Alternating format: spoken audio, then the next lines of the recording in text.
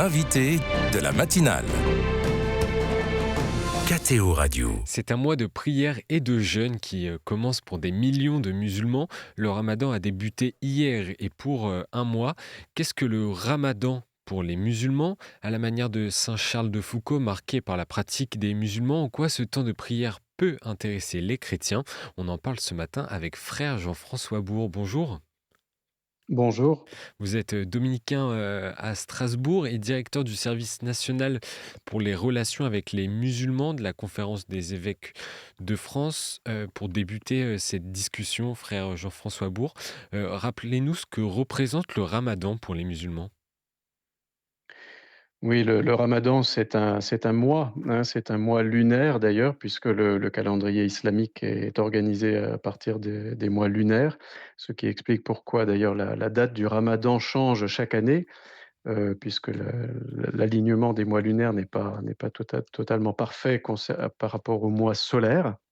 Donc il change chaque année et c'est un mois donc où les musulmans s'abstiennent pendant du lever du soleil au coucher du soleil, donc d'absorber, des nourritures, de boire même, ils s'abstiennent aussi de rapports sexuels et donc quand ils veulent, avoir une pratique, sérieuse du ramadan, et disons ils essayent d'aller plus souvent aussi à la mosquée, d'accomplir des prières dans la nuit, voilà. Donc c'est une pratique assez exigeante de fait, dont les racines peuvent être d'ailleurs antérieures à l'islam, hein, dans l'Arabie, de l'Antiquité. Mais on peut dire que voilà, revisité par la tradition musulmane, c'est un temps exigeant et qui est aussi un temps de conversion.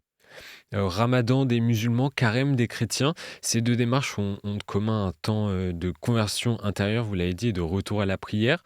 Peut-on dire pour autant que le ramadan est le carême des musulmans? Enfin, il y a évidemment des choses qui sont communes, hein, comme je viens de le dire, mais il est toujours un peu hasardeux de vouloir faire croire que Hmm. c'est la même démarche et que c'est le même objectif parce que, le carême, est aussi une démarche de conversion, chez les chrétiens, mais c'est avant tout une démarche qui nous oriente vers Pâques et donc c'est une pénitence. On peut penser le ramadan aussi comme une forme de pénitence, mais pour les chrétiens donc l'idée c'est d'être plus, disponibles pour recevoir donc la vie du ressuscité, hein, dans leur vie et donc c'est une façon de se ressourcer pleinement dans le sacrement du baptême. Et ce n'est pas le cas pour les musulmans? Enfin, c'est une démarche différente? On peut dire que c'est aussi une démarche qui permet de rencontrer Dieu, mais c'est plutôt une démarche qu'on pourrait rapprocher qu'on pourrait, décrire comme un entraînement, disons, à être patient dans l'épreuve, à être, disons, patient pour que la foi puisse toujours, grandir au milieu des épreuves de ce monde. Et c'est en ça le sens du jeûne lors du ramadan? Oui, le jeûne du ramadan, disons, il est peut-être plus, une sorte d'entraînement, alors que pour les chrétiens, le jeûne n'est pas d'abord une abstinence, de nourriture fondamentalement. C'est-à-dire que pour les chrétiens, le jeûne est avant tout le jeûne de toute, en fait, de toute attitude, on va dire, portant au péché, portant à la convoitise. Donc le jeûne est autant intérieur qu'extérieur, alors que dans le ramadan, même il conduit à une meilleure rencontre avec Dieu, il est avant tout orienté, vers une abstinence de choses, matérielles, on va dire. Mmh. Vous avez vécu plus de 10 ans en Égypte, dites-moi si je me trompe. Qu'est-ce qui vous a marqué dans la pratique musulmane? La pratique musulmane, d'abord, je la trouve très, très digne, hein, quand on parle des rites, de l'islam.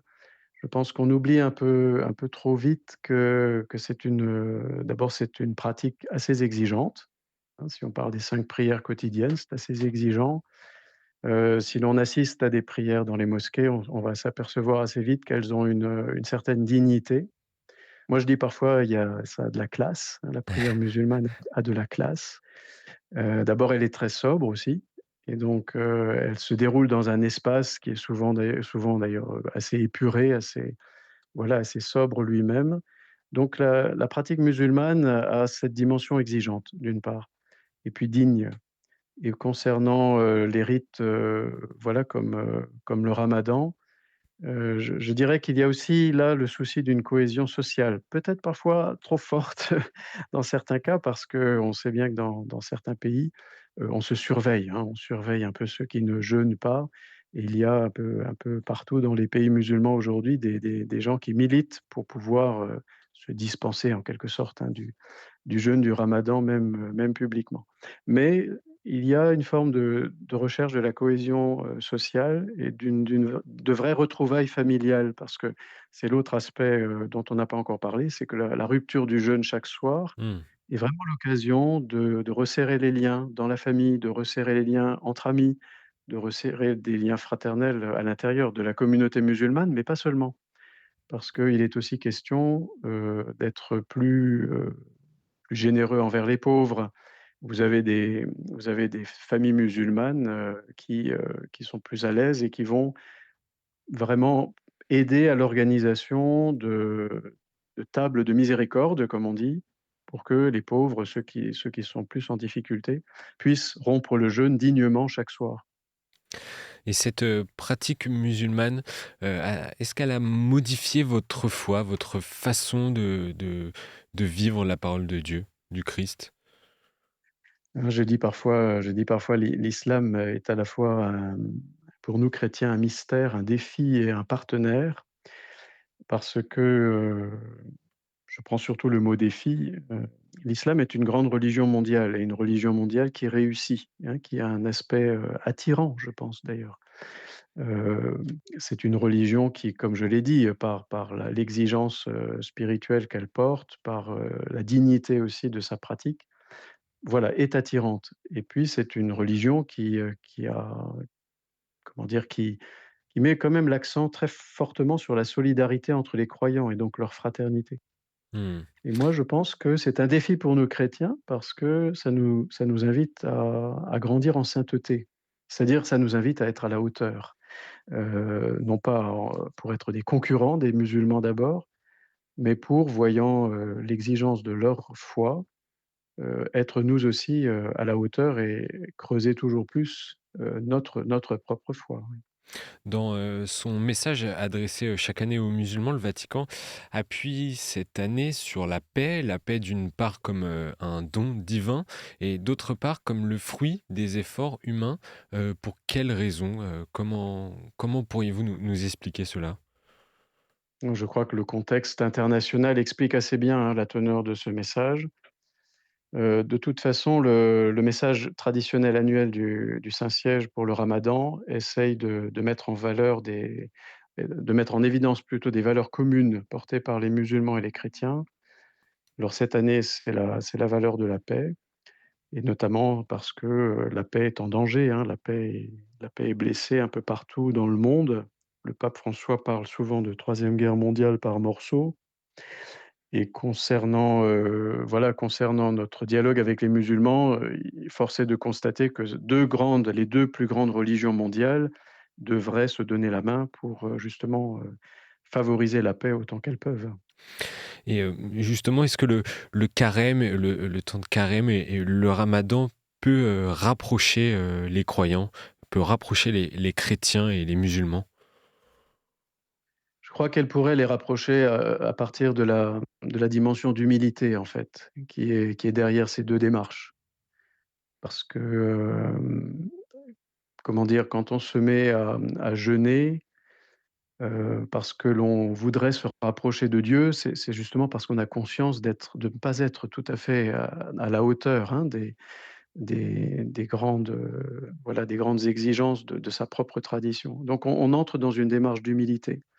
On se remet en question, en fait et je pense que l'humilité aujourd'hui, pendant ce temps du carême et du ramadan, devrait nous encourager, chrétiens et musulmans, justement à venir, un peu nous encourager les uns les autres parce que nous savons que nous sommes en chemin et que nous avons encore beaucoup de progrès à faire. Frère Jean-François Bourg, je voulais vous faire réagir sur la figure de Charles de Foucault, prêtre vivant en ermite dans le désert du Sahara auprès de la population touareg musulmane. Il a donné sa vie pour la fraternité universelle. Euh, il a été d'ailleurs canonisé en 2022, je ne sais pas si nos auditeurs s'en souviennent. Qu'a-t-on à apprendre de Saint Charles de Foucault? Charles de Foucault est un personnage très intéressant parce qu'il avait une grande ardeur missionnaire, hein, et son cœur était vraiment, enflammé, je vais dire, du désir de faire connaître le Christ à tout homme et en particulier d'ailleurs aux musulmans, au milieu desquels il a vécu.